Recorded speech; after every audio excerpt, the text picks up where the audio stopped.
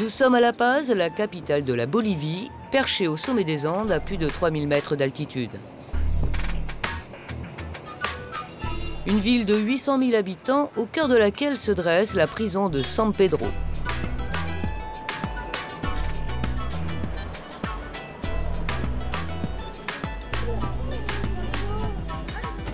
Comme tous les matins, Mercedes Lucero revient du marché. Mercedes vit à l'intérieur de la prison et pourtant ce n'est pas une détenue. L'accès à San Pedro se fait par ce sas de 4 mètres de long où s'entassent une demi-douzaine de gardiens chargés de contrôler les entrées et les sorties. De l'autre côté de la grille, les prisonniers guettent les visiteurs. Au bout d'un quart d'heure d'attente, arrive le tour de Mercedes et c'est le même rituel qui commence, la fouille minutieuse des cabas.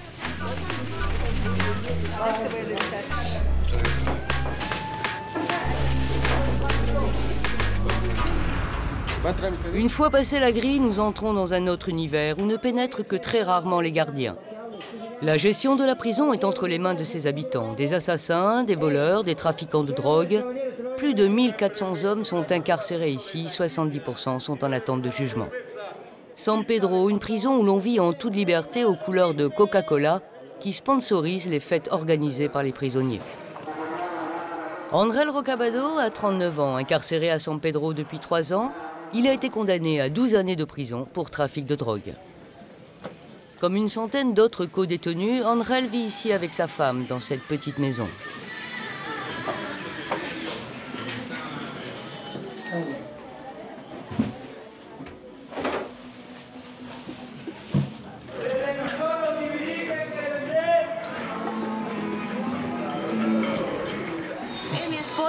C'est mon mari.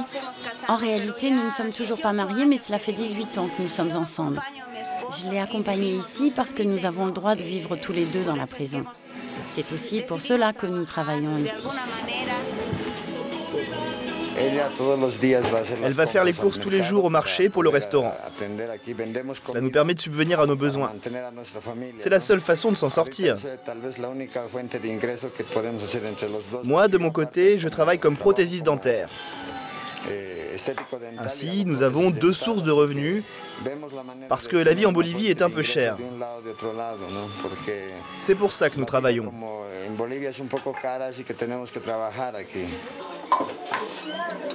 Si la prison fournit un repas gratuit par jour à tous les prisonniers, certains d'entre eux préfèrent payer 60 centimes d'euros le déjeuner chez Andrel et Mercedes.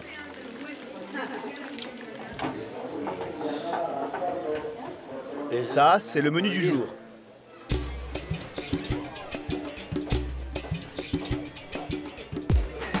San Pedro, un petit village encerclé de murs au cœur de la capitale où l'on découvre au détour des ruelles des épiciers, des vendeurs de fruits, de viande grillée, de crème glacée. On y trouve même un atelier de menuiserie. Ici, on fabrique des meubles qui seront vendus à l'intérieur, mais aussi à l'extérieur de la prison.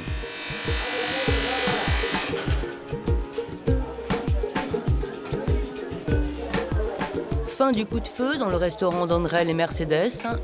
Chaque jour, ils servent une cinquantaine de clients, des prisonniers, mais aussi les familles et les avocats en visite.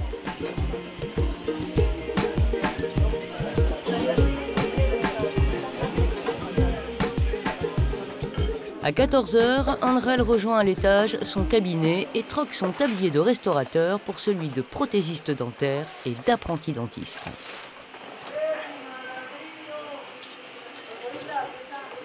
Bonjour. Comment ça va? Je viens pour une consultation, s'il te plaît. Évidemment. Ça fait mal? Non, tu ne sens rien. Tu as un dentier, non? Ah non, ce sont des couronnes.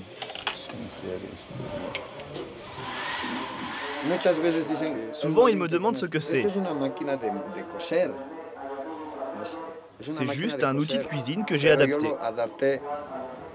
Chez le docteur Rocabado, c'est le système D qui prévaut. L'hygiène n'est plus que rudimentaire, prothèses et sous-vêtements se mélangent, un véritable capharnaüm. Et pour les patients, pas de désinfectant ni d'anesthésie. Malgré tout, les clients préfèrent Andrel au dentiste de la prison, payé par l'État.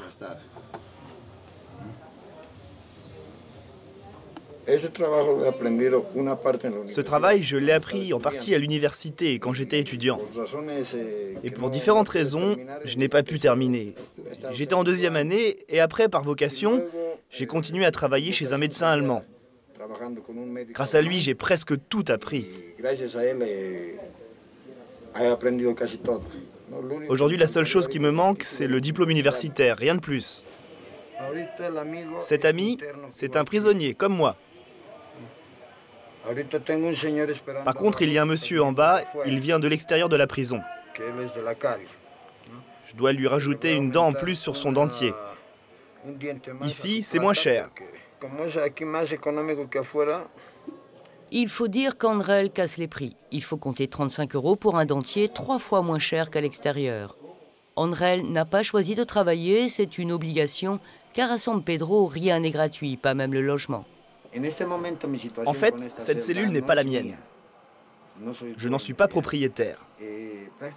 En ce moment, j'essaye de trouver de l'argent pour pouvoir l'acheter, parce que dans un mois, l'actuel propriétaire s'en va. Et il m'a dit, « Andrel, je préférais te la vendre à toi, car tu as une famille et tu en as besoin. À l'heure actuelle, je paye en tant que locataire 3 € par jour. Cela me revient à payer 130 € par mois. »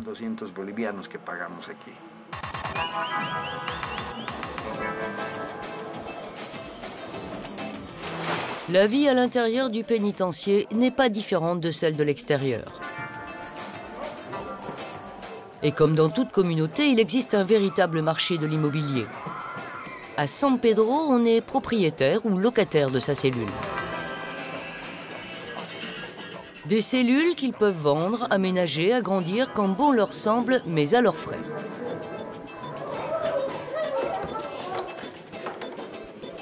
La prison se divise en 8 sections de confort et de prix variables. Dans certaines, une cellule s'achète 300 €. Andrel et Mercedes vivent à Pinos, l'une des sections les plus huppées. Leur cellule de 2 étages vaut 1 300 €.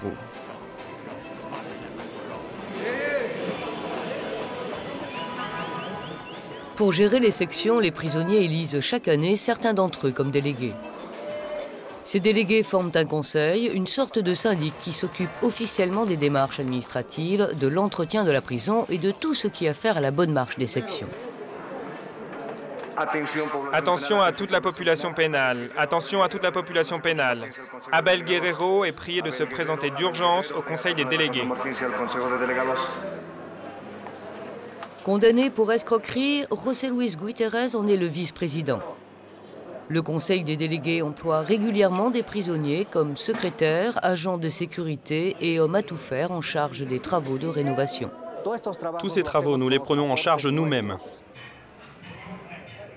L'État alloue à la prison 1,40 € par prisonnier et par jour, tout juste assez pour payer l'eau, l'électricité et le repas quotidien. Pour le reste, ce sont les prisonniers qui payent une cotisation qui, si l'on en croit les délégués, ne serait pas obligatoire. Non, nous ne payons pas.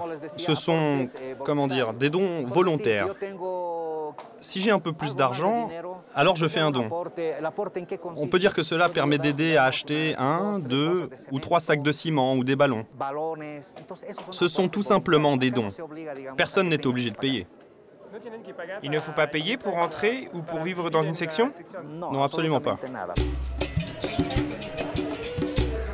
Ce que dit José Luis Guiterres est faux. Chaque nouvel arrivant à San Pedro doit payer un droit d'entrée de 5 €. Et pour avoir le droit de vivre dans une section, il doit s'acquitter d'une somme pouvant aller de 30 à 300 €.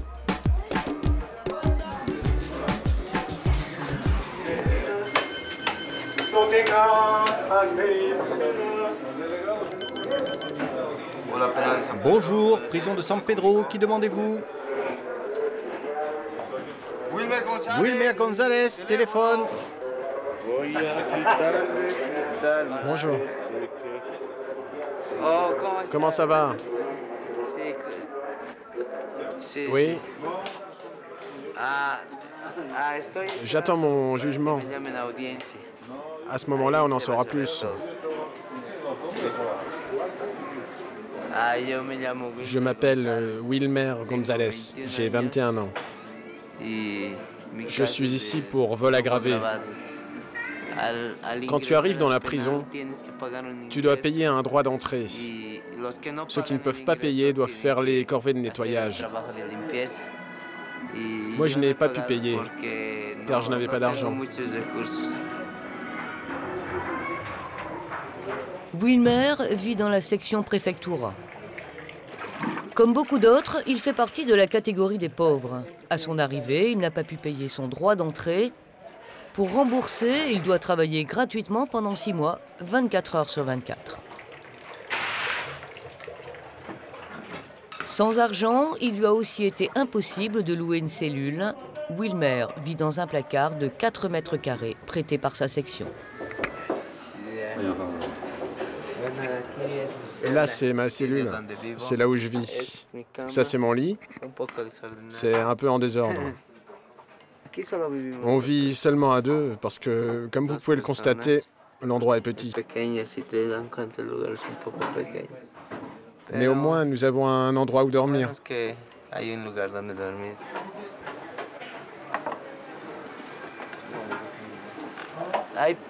Il y en a beaucoup qui sont dans la même situation que moi, voire pire.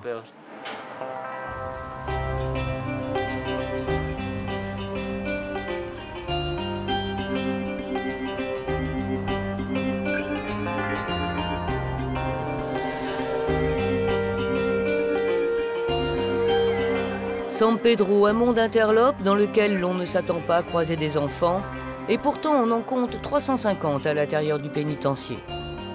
Des enfants qui vivent avec leurs parents, qui jouent, courent et crient en toute liberté. André et Mercedes sont un garçon et une fille. Ricardo, 15 ans, et Pilar, 13 ans.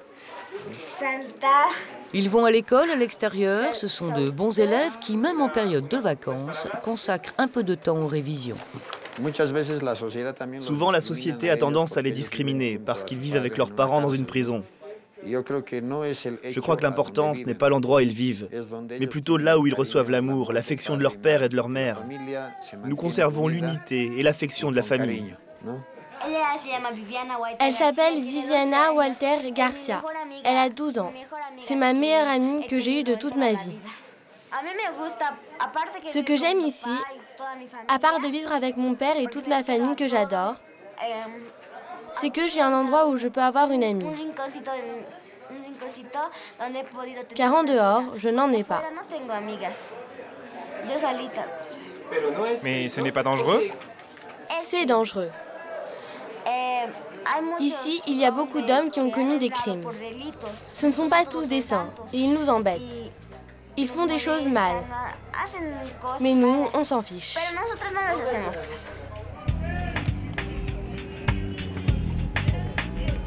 Tout comme leur mère, les enfants de San Pedro sont libres de sortir. Régulièrement, André envoie sa fille faire ses courses. C'est l'occasion pour Pilar de s'échapper un peu. Je voudrais un diluant et du plâtre. J'ai acheté du matériel pour que mon père puisse faire ses dentiers. Parfois, je sors me balader avec mon ami. D'autres fois, je sors seulement faire des courses pour mon père. En fait, je me sens un peu heureuse. Je respire de l'air pur.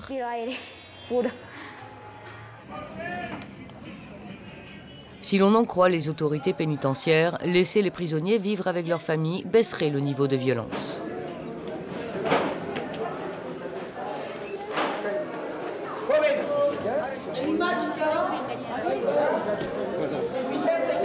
Inge von Alvensleben est une pédiatre allemande. Depuis 3 ans, elle s'occupe bénévolement des enfants de la prison. Elle ne nous cache pas son inquiétude.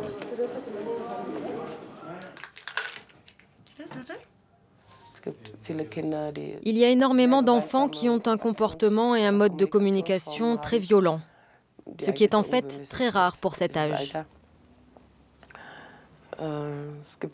Il y a beaucoup d'enfants qui sont nettement trop petits pour leur âge, qui ont un gros retard dans leur développement physique et psychique.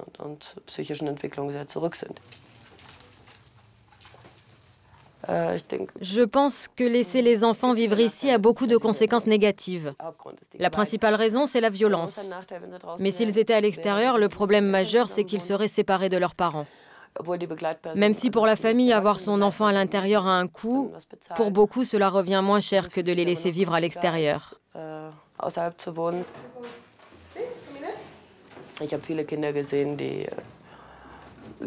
J'ai vu des enfants revenir ici parce qu'ils n'avaient pas supporté la vie en foyer. Pour moi, envoyer les enfants dans des foyers à l'extérieur n'est pas la bonne solution. Si ces enfants préfèrent vivre avec leurs parents, il n'en reste pas moins qu'ils grandissent dans un environnement où la drogue et le trafic sont des lots quotidiens. Oh, ils sont bien équipés.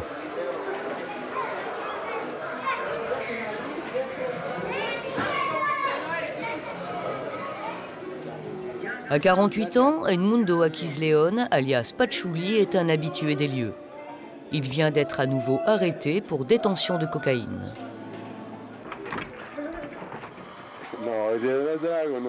On l'appelle Drogon, parce qu'il m'a fallu prendre beaucoup de drogue pour le fabriquer. Il m'accuse d'être un revendeur de drogue. Moi, je dis que je suis seulement consommateur. Si j'étais diabétique, il ne m'amènerait pas dans un endroit où il y a du sucre. Pour moi, c'est le contraire. Ils m'amènent ici alors que je suis drogué. Ils attendent que je me... C'est comme s'ils m'avaient condamné à mort. Que fait un drogué dans une prison où justement il y a tant de façons de s'évader, sans même avoir besoin de pousser la porte.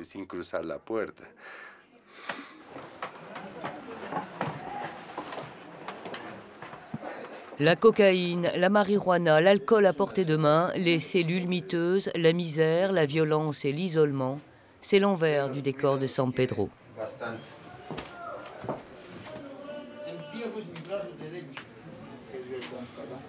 Les drogués, parfois très jeunes, n'ont pas d'autre ressource que de squatter des cellules communes, une vie sans espoir de réhabilitation.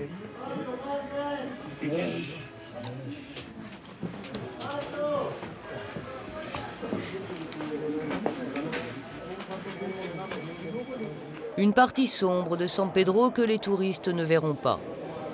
Des touristes que les délégués et l'administration nous interdisent de filmer et d'interviewer. L'image est dérangeante. Et pourtant, la accueille tous les jours des dizaines d'étrangers en mal de sensations fortes.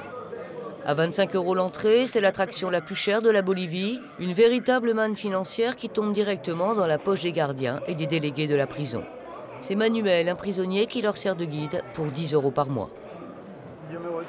Je connais les moindres recoins de la prison, alors je les montre aux personnes qui veulent découvrir les lieux.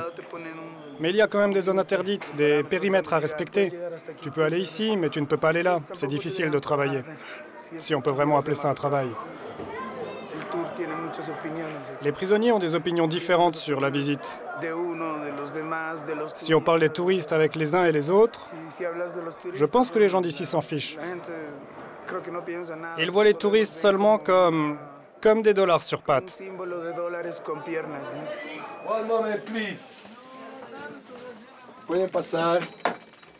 Je vous en prie, entrez. 2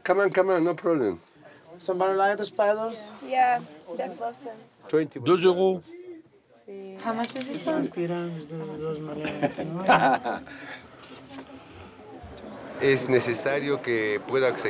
Il ne faut pas empêcher les visites. Il faut que les étrangers continuent de venir nous voir. C'est bien que nous puissions travailler, que nous ayons nos propres revenus pour survivre. Il y a des prisonniers qui n'ont pas de famille. Grâce à cette possibilité que nous avons de travailler, de vendre aux personnes extérieures, nous pouvons nous autogérer. À San Pedro, tourisme égale corruption. Jorge Lopez, directeur de l'administration pénitentiaire depuis 1 an, le reconnaît et nous assure vouloir changer ses pratiques. Dans toutes les prisons, il se passe de bonnes et de mauvaises choses. Ce sont les gardes de sécurité qui sont chargés d'autoriser les visites extraordinaires. Moi, en tant que directeur, je suis opposé à ce que les prisons deviennent des zoos. Mais il est vrai que pour les détenus, c'est important de vendre leurs produits artisanaux. C'est pourquoi nous en arrivons à la situation dont vous parlez. Nous sommes aujourd'hui en train de réfléchir à la manière dont on pourrait arrêter tout ça.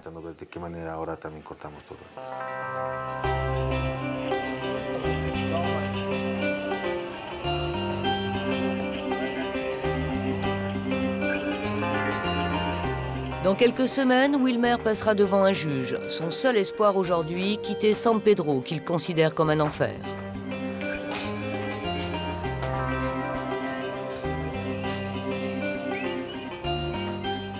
On peut penser que je suis heureux, mais je ne le suis pas.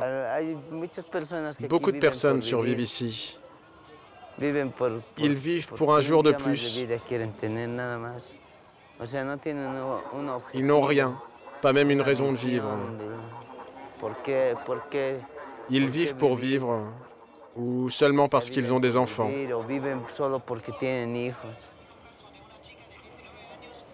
Certaines personnes sont ici depuis 15 ou 20 ans. C'est difficile. Moi qui suis ici depuis 6 mois, je suis désespéré.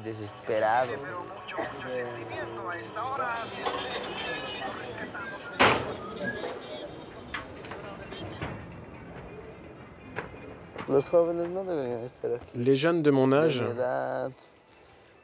qui ont 18-20 ans, ne devraient pas être ici. Ils ne devraient pas connaître ce genre d'endroit. Ils devraient être dans un centre ou un internat. Des endroits comme ça. Parce qu'ici, ils ne font que sombrer. Certains détenus n'ont aucune visite. Pas de famille qui vient les voir. Ils sombrent dans la drogue.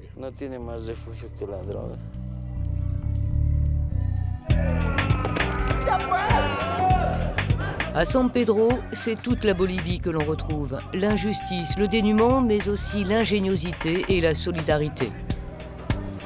Une situation qui risque de perdurer tant que le pays ne sera pas sorti de la pauvreté.